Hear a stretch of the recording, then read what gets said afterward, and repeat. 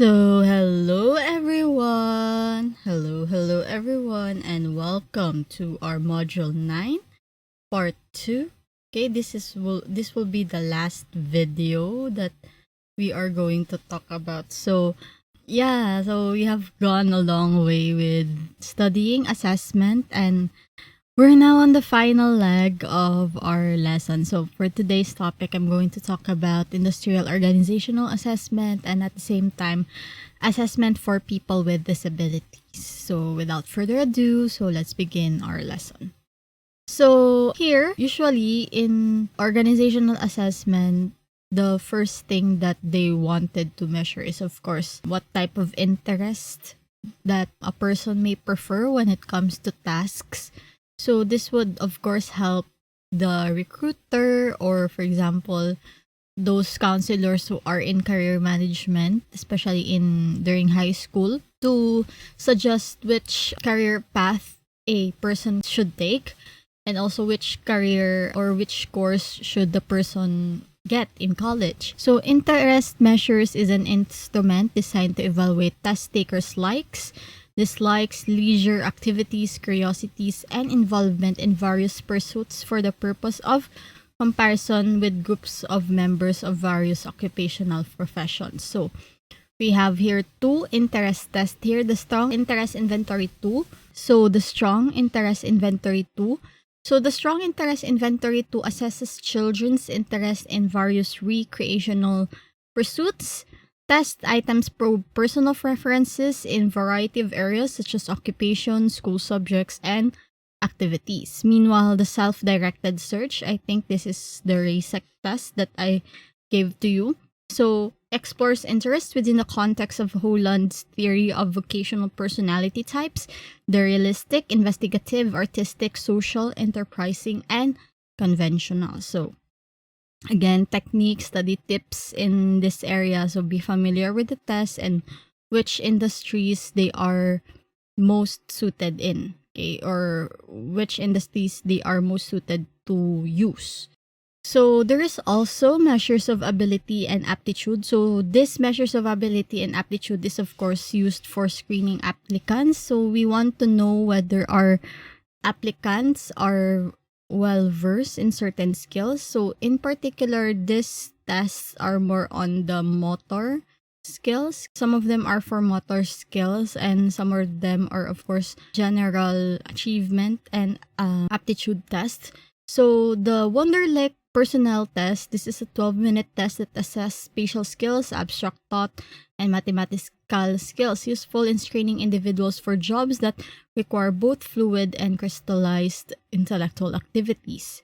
The Bennett Mechanical Comprehension Test is a widely used paper and pencil test to measure the test taker's ability to understand relationships between physical forces and various objects as tools as well as other common objects. Okay, so next is the hand tool dexterity test. Test takers actually take apart, reassemble, or otherwise manipulate materials, usually in a prescribed sequence within time limit. So as you can see, the measures of ability and aptitude. Okay, so hand-eye coordination motor test. Okay, so especially the hand tool dexterity test. Maybe you can use this for work or jobs that require fine motor skills, like for example, sewing or mechanical jobs. Okay, so you can also use this, for example, as a screening tool for surgeons. So I remember I saw a video on YouTube wherein in order for aspiring surgeons to get into that hospital, they have to undergo rigorous assessment. So they were given scalpels and surgery tools, and then they have to create a mini sushi. They have to create an origami, a very small origami. So there are various ways in which they can test their dexterity, especially if they wanted to go in that hospital. So those who are top skilled in that hospital, so in that test, so they get to be residents in that hospital. We also have O'Connor-Tweezer dexterity test employees perceptual motor abilities, finger dexterity, and related variables. And the general aptitude test battery, this is used for identifying aptitudes for occupation, and it is just a test about anyone of working age can take. So yeah, the O'Connor tweezer dexterity. So you can use that really for very fine motor skills type of tasks or jobs. So for example, sewing, or like I said, the surgery one. Okay, you can use this. So anything that requires fine motor skills and your perceptual motor abilities, you can give that test as a screening tool. So measures of personality. So of course, I will not really explain again what are personality tests, but the common ones are the Myers-Briggs Inventory and the IPIP-NEO. So the IPIP-NEO is what I gave to you, the Ocean by Macrae and Costa. So integrity test is designed to predict employee theft, honesty, adherence to established procedures, and or potential for violence. So usually integrity tests are given to those jobs that require honesty, okay, or transparency. Like for example, if you want to screen potential employees, like for example, cashiers or those who works in banks or in anything that involves money. Okay, so tasks that involves money. So you can give integrity tests to screen out those who have potential to steal or to be dishonest in the job. So, but of course, you need to back up the integrity test with background check. So, I think in your IO, it was explained why is it important that we need to check the background of our potential employees, because we want to avoid hiring the wrong person. Okay, and because if we hire the wrong person, it would cost a lot of money. Okay, and also liabilities by the company. Okay, so screening, selection, and classification placement. So I'll just define what they are. So I know in your IO, this is already explained. So screening refers to relatively superficial process of evaluation based on certain minimal standards, criteria, or requirements. Selection refers to the process whereby each person evaluated for the position will either be accepted or rejected in that position. Classification, it does not imply acceptance or rejection, but rather rating, categorization, or pigeonholing with respect to two or more criteria. And placement is the disposition, transfer, or assignment or group of category that may be made on the basis of one criterion. So in screening, of course, we go into a pool of applicants and then we try to filter them out if they are qualified for the jobs. Okay, minimum standard, okay, minimum qualifications for the job. So those who are qualified, so they proceed to the selection process. But if they are not, they still remain to the pool of applicants. So the pool of applicants or the resumes that we have received, we just keep them on archive because maybe in the future we can find whether they are fit for another job. Okay, when the another job position opens up. So in selection, okay, so this is where the potential candidates that we have screened are selected, and when they are selected, they would be undergoing some orientation and of course the presentation of job offer. I mean, they would be presented with the job offer and then they would whether accept or reject the job offer. So usually the one that is selecting is of course the hiring manager, but we as psychometricians and also if you become future recruiters, you would be a great help for the hiring manager to know who will be selected really. Okay, so don't underestimate your job also as a recruiter. So classification, so this is where you categorize. Okay, so this is, like I said, for example, when you screen applicants and there are some applicants that don't fit entirely in the screening process, you can always put them in archive and put them in a specific pool. So that's called classifications, we don't really throw away resumes. Okay, we try to keep them so that in the future when there is an open job post, so you can again go back to that pool and then we can easily select our applicants. And then placement is a disposition, transfer, assignment to a group or category. So this is the final process in the recruitment. So where we place the applicant and they already have accepted the job offer, so they would undergo physical tests or they would get the requirements needed for the job. Okay. So next. So of course, what are the assessment methods in the recruitment process? Of course, the resume and the letter of application, the application form, the letters of recommendations, the interviews, and portfolio assessment. So I won't discuss this. This has already been discussed in your IO. So performance tests. So how do we assess our applicants? Okay.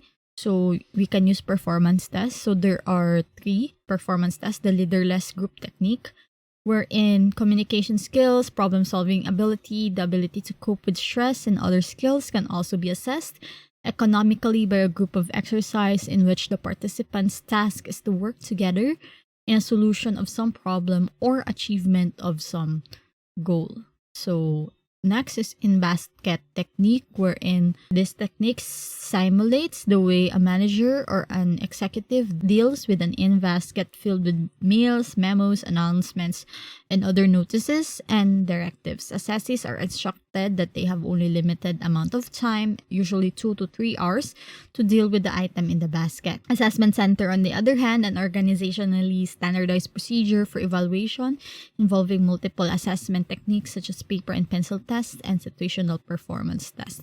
So in leaderless group techniques, so maybe this would be used in selecting managerial positions because they want to know or assess the leadership skill of the potential candidate. So they would be given tasks, okay, and then there is no leader. So they would be assessed who is a leader type there. So who has good communication skills, who has good problem solving abilities, who has good relational skills there.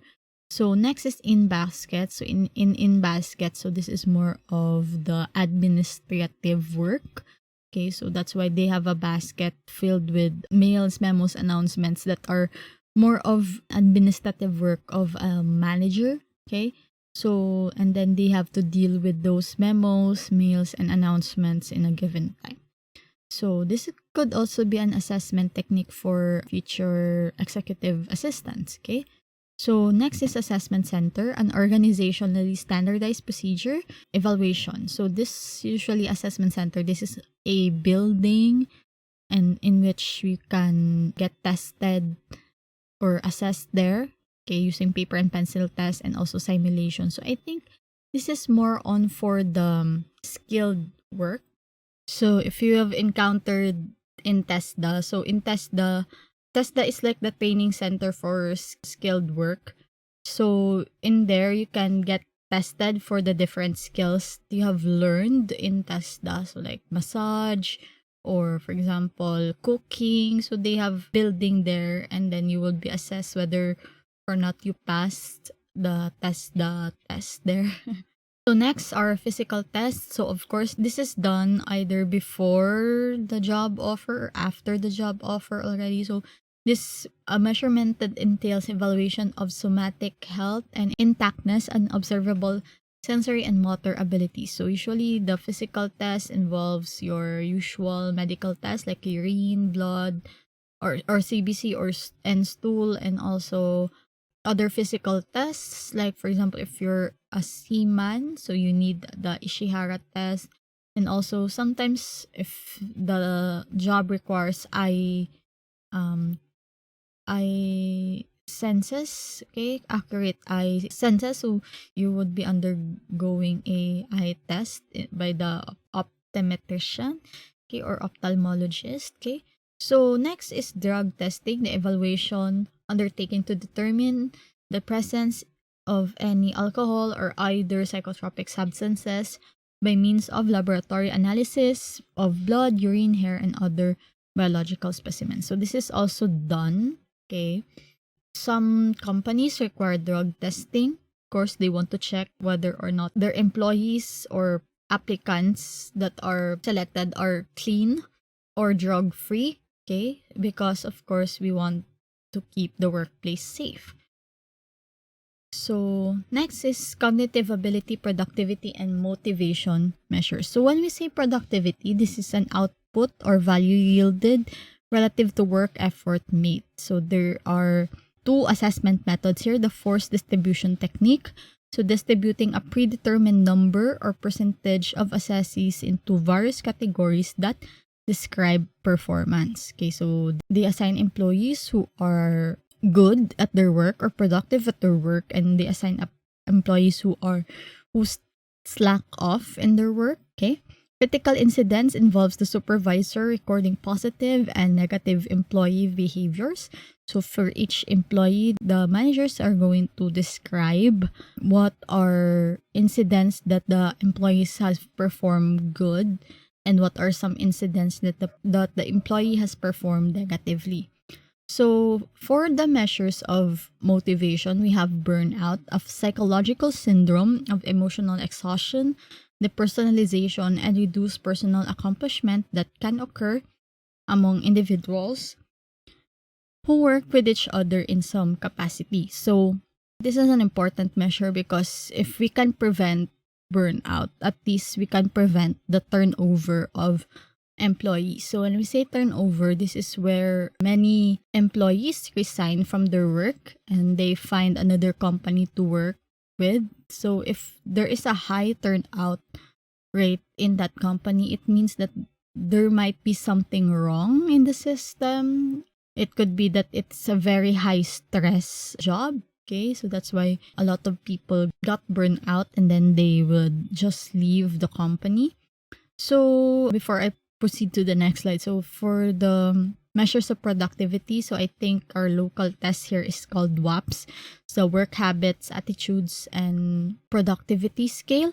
So that is the measure of productivity local test. Okay, so how about job satisfaction, organizational commitment, and organizational culture? So we have here what we call attitude. So presumably learned disposition to react in some characteristic manner to a particular stimulus. So when we say job satisfaction, it is a pleasurable or positive emotional state resulting from appraisal of one's job or job experiences.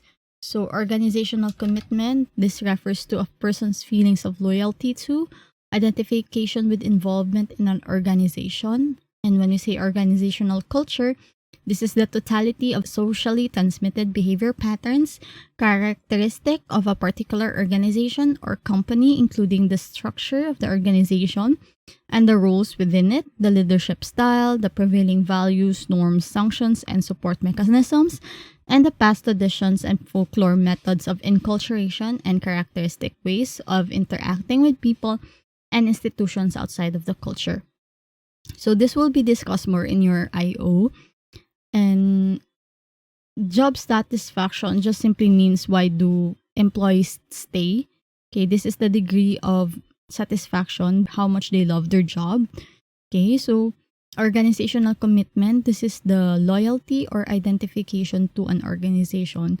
So that's one way of saying that you are proud to be part of that company or that organization. So when we say organizational culture, this is the values, the behavior patterns that the employees and at the same time the company enforces in their workplace. So usually in job satisfaction, usually the assessment method there is through surveys, through interviews also. So they wanted to know what are the factors that would make an employee stay in the company. Okay, so that's the job satisfaction, org commitment, and org culture. It's more on the organizational side of IO. So other tools of assessment for business application. So this, we have a branch of psychology called consumer psychology. This is a branch of social psychology that deals primarily with the development, advertising, and marketing of products and services. So usually their questions in consumer psychology are the following. Does a market exist for this new product? Does a market exist for this new use of an existing product? Exactly who constitutes the market? How can the targeted consumer population be persuaded to purchase this product? And what's the best way to package this product? So it's kind of mix of advertising principles, marketing principles, okay?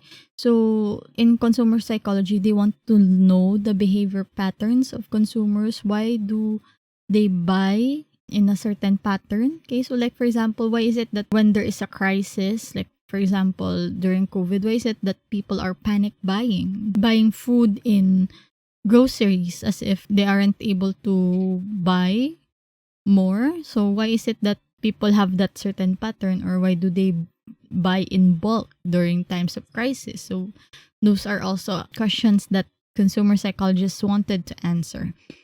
So measurement of attitude. So this is, of course, what the consumer psychologists wanted to know. So usually they want to measure the implicit attitudes. So these are non-conscious automatic association and memory that produces a disposition to react in some characteristic manner to a particular stimulus. So usually the way they measure implicit attitudes are through surveys. So of course, surveys are fixed lists of questions administered to a sample of persons for the purpose of learning about consumers' attitudes, beliefs, opinions, and or behavior with regard to the targeted products, services, or advertising. So poll, on the other hand, is a type of survey used to record votes and usually questions that can be answered with a simple yes or no or for against response. So polls are types of surveys also. So there are other types or methods of surveys such as consumer panel. So many commercial research firms maintain a list of large people who or families who have agreed to respond to questionnaires that are sent to them. So these are the people who are on that list. So that's a consumer panel. When we say diary panels, this is where respondents on each panel must keep detailed records of their behaviors.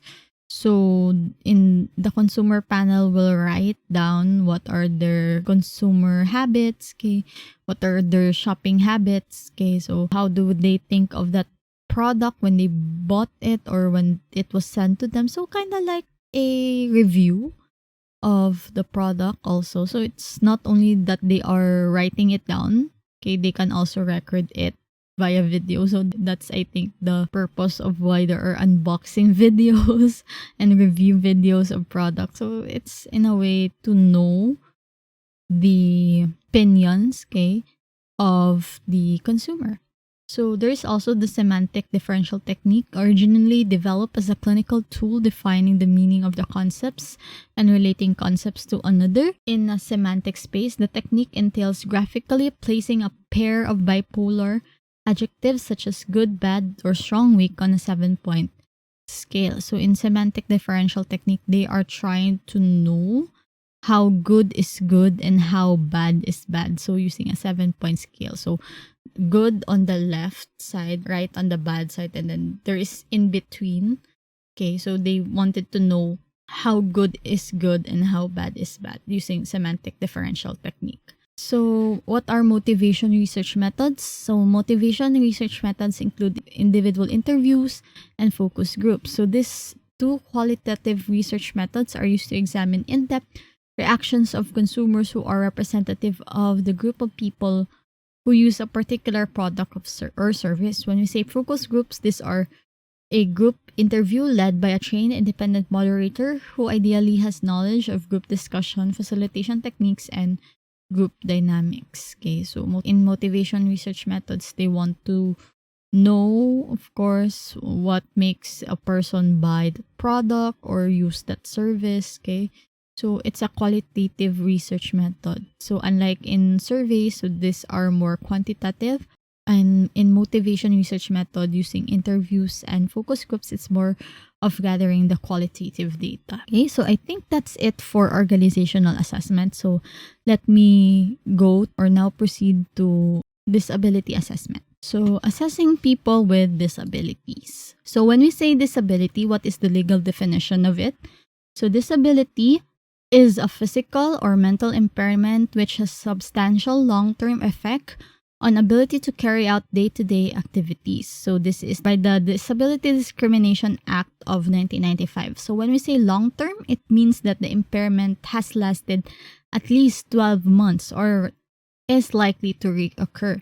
So day-to-day activities is a term which refers to normal activities carried out on a regular basis. So usually when we say disability assessment, it mostly refers to more on the physical disabilities, like for example the deaf community, the if your client is blind. So it's really more on the physical handicap rather than the psychological one. But of course, disability here still also encompasses the mental or psychological disability also.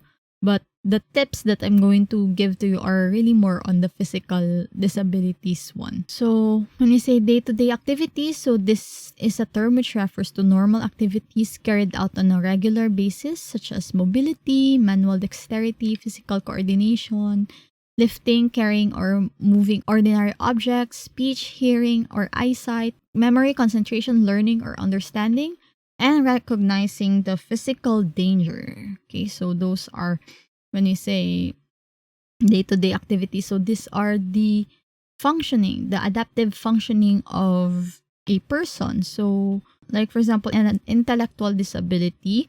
So not only we base the disability on the test results, but we also base their ability in adaptive functioning. So how do they do with their everyday life? So are they able to fend for themselves? Are they able to do things independently without help? So those are adaptive functioning and also part of the day-to-day activities in the legal definitions of disability. So how do we choose the right test? Like I said, this would be the tips on how to select the test, how to accommodate people with disabilities.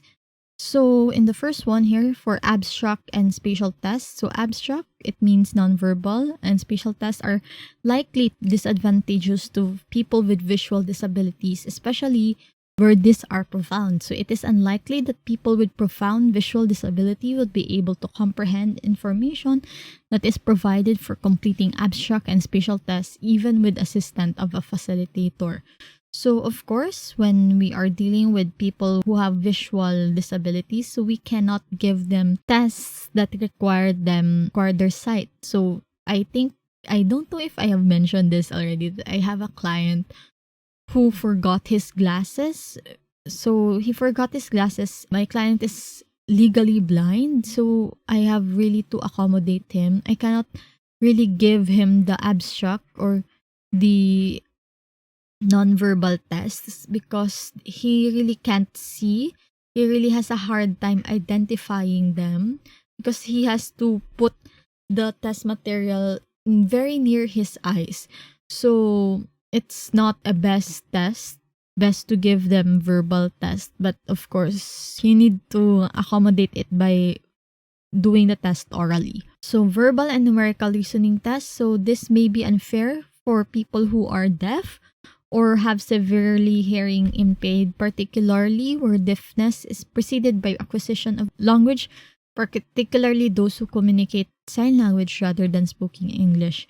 So one disadvantage of verbal and numerical reasoning tests is that if, for example, a person is born deaf and they aren't able to acquire language, so they don't know what spoken language is, what English is, or what French is, or what Filipino is. If they have not acquired that skill, they would have a hard time in verbal and numerical reasoning tests. So it's best that you give them non-verbal tests.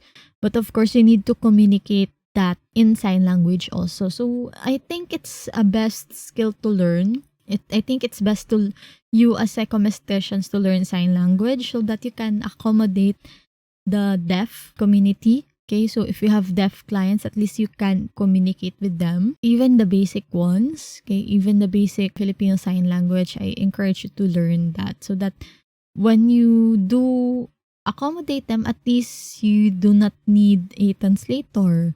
Okay, so to avoid also biases, right? And errors in our measurement. So Other ability tests. Aptitude or ability test should measure abilities relevant to the specific job rather than focusing on general intelligence. So such tests do not take account the ways in which the people with disability can cope with job requirements by making reasonable adjustment to the work environment or working methods.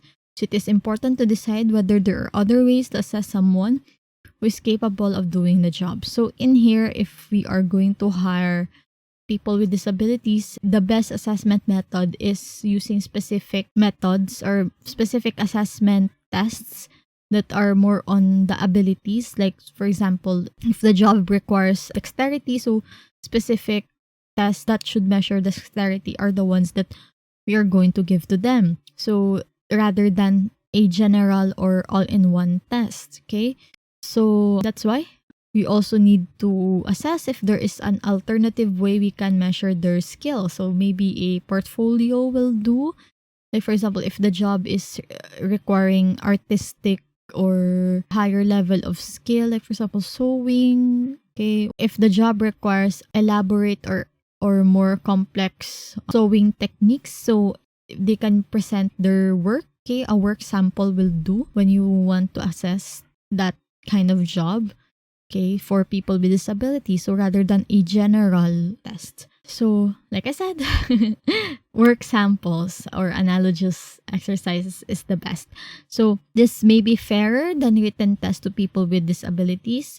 So, a person with disability may bring their own particular way of working to the task. So, most work samples are aimed at measuring existing skills rather than the potential to learn. So, tests which assess potential to learn rather than what has already been learned are referred to as trainability tests.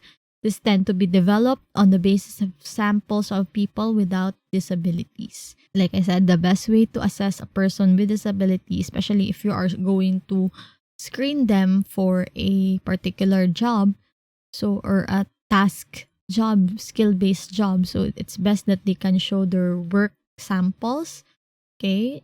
Or you can use ability tests rather than a general aptitude or achievement test.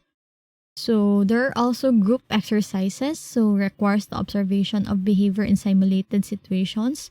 So in practice, for some individuals with disabilities, like for example blindness or deafness, the actual process of interacting in a group may be quite challenging. So of course we cannot group together both blind and deaf participants.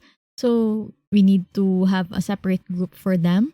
So in these exercises, there is a need to provide additional ways for the individual to communicate and interact with the group other than merely talking. So for deaf, of course, they need to communicate using sign language. And for blind participants, of course, they need to verbalize everything. They need to talk. They need to communicate. So, of course, we can measure their performance as an observer or outsider. So, of course, eye contact is not suitable indicator in cases of blind or partially sighted person. So, this is not applicable when we do behavioral observations. So, we also have personality questionnaires. It should not be in themselves disadvantageous to people with disabilities. So, many personality questionnaires include attributes, which aspects of personality relating to physical activity, stress management, for example, active, emotional stability, self-esteem, physical tension, social confidence, tolerance levels, or trust in others. So in a way, there is bias in personality questionnaires because this is sampled based on a normal population and not on a special population or special group of people like people with disabilities. So it's if there is a norm that is for them, then at least you can use that personality questionnaire. But of course, this is really disadvantageous for them. The personality questionnaire is really disadvantageous for people with disabilities. So, what are specialized tests for clinical and counseling settings? So, this is just a continuation on your psych assessment. So, like, how do we do assessment for babies, neonatal to, of course, children? Okay, so of course, the assessment of neurological deficits for neonates and young children can be divided into 4 functional areas: the biochemical assessment, the electrophysiological assessment, the neurobehavioral assessment, and the social emotional functioning. So, what is important here is we are able to assess the developmental milestones of the child. Okay, so you go back to your developmental psych. So, you need to know what are the developmental milestones. Okay, so of course, it's impossible to give paper and pen tests to children or neonates even. So there are other ways in assessing their developmental milestones. So first is the biochemical assessment. So this is the analysis of blood gases to determine the oxygen concentration and carbon dioxide. So electrophysiological assessment, monitoring of vital signs, heart rate, electrical activity of the brain. And your behavioral assessment, it elicits reflex reactions from the infant to assess maturity of the nervous system. So there are common developmental screening batteries like the Jessel developmental schedules, the Bailey scales of infant development, and the Denver developmental screening test. So these are the 3 assessment methods for neonates. Of course, for the neurobehavioral assessment, what they are really looking into is the developmental milestones and at the same time the reflexes of the child to know if there is damage in the brain or spinal cord or the baby has normal development. So of course, for social emotional functioning, so these are tests that measures temperament or personality. So of course, this includes intelligence, academic achievement, language perception, and attention tests. So for example, these are for assessing children with ADHD. This social emotional functioning tests are usually given for toddlers or young children or those who are in the preschool age. So, of course, for psychopathological applications, there are 3 major areas of psychopathological disorders that have been extensively researched by neuropsychologists. So, they wanted to know what are the causes or what parts of the brain are affected by anxiety, depression, and schizophrenia. So, in your abnormal psych, I have given you the etiology of some of this disorder, the origins of this disorder. So, I hope that you reviewed that.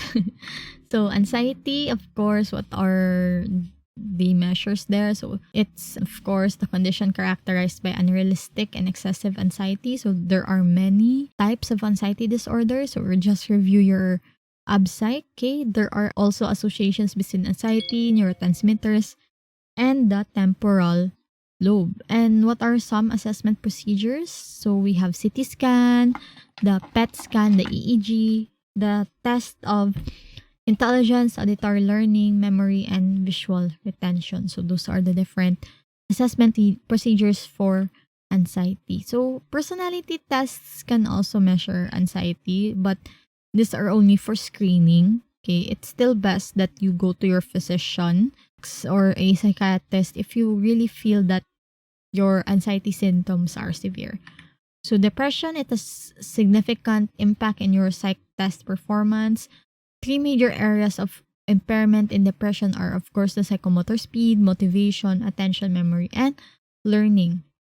So failure to consider the effects of depression may lead to misdiagnosis of a condition resulting to appropriate treatment. So if you remember the signs and symptoms of depression, okay, so you know that, of course, the areas of impairment in depression are psychomotor speed. So either they are agitated or everything slows down or okay. So for motivation, they have very low motivation if you measure their motivation scale. Their attention also, okay, and memory, because there are studies that when you have depression, like your hippocampus shrinks down. So since the hippocampus is part of the memory, our memory. So that's why we cannot concentrate. Our executive function is impaired. So we cannot concentrate and sometimes don't remember things. Okay, and also that is for also learning. So for schizophrenia, so linked to abnormal brain functioning. So the PET shows reduction in frontal lobe activity and Usually, the tests for schizophrenia are the neuropsych battery tests like Halstead, Raytan, and L'Oreal, Nebraska. So, what is the L'Oreal, Nebraska neuropsych test? So, you can read this in your book. There is more detail in the book, so you can read that. So, I'm just gonna briefly just summarize what is the L'Oreal, Nebraska neuropsych battery. So, this is for ages 15 years old and above. So, usually the administration time is 1 hour and a half to 2 hours and a half. So, format is usually this is for individually administered tasks. So, you cannot use this for group testing. So for scoring, of course, this is both quantitative and qualitative, and there are 28 subscales. I won't mention the 28 subscales here. There's also the L'Oreal Nebraska Neuropsych Battery for children. This is for ages 18 to 12. This integrates the neuropsych assessment procedures of the late Alexander Romanovich Luria, and it contains a total of 269 test items that make up 11 clinical scales. So there's also the Halstead-Rayton Neuropsych Battery or Neurological Battery. This was developed by Ward Halstead and his student Ralph Rayton in the 1940s. It helped determine the location of specific brain lesions. This developed a series of 10 tests that ultimately formed the principal basis for his concept of biological intelligence. The Halstead-Rayton Neurological Battery, this is measuring more on the brain functioning in particular. So this measures, for example, aphasia or possible apraxia, okay, or dementia. So that's why it's more on the neurological side. Okay. So other specialized tests. So psychologists also use traditional pen and paper tests to identify mental disorders. So these tests differ from general personality inventories such as the NEO-PI and MMPI because they only focused on the narrow band of traits or behaviors.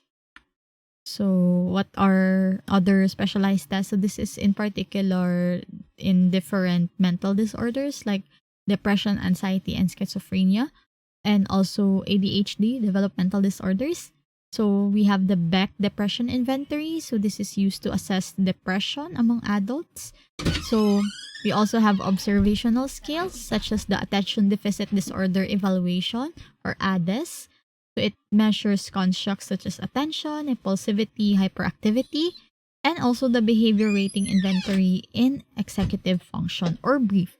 So this is appropriate for ADHD and other developmental functions. So I think that's it. That's all for our psych assessment lesson. So I have already completed everything. Yay! So thank you very much for listening, class, and I hope you really learned a lot. So I hope that you will go back to these videos even after you have completed psych assessment because in the review you're still gonna go back here and study what are the different assessment methods. So I hope you still keep this playlist saved in your YouTube. And yeah, I hope that you have already downloaded all the materials before the course closed down. So yeah, this will serve as an archive or reminder that online classes at least. So yeah, when we resume our face-to-face classes, at least this is a reminder or an archive of what our online classes have been, and then hopefully you still go back to this video when you even after you graduate and you review for your board exam. So yeah, so see you everyone, see you when I see you. So thank you very much for attending and bye bye.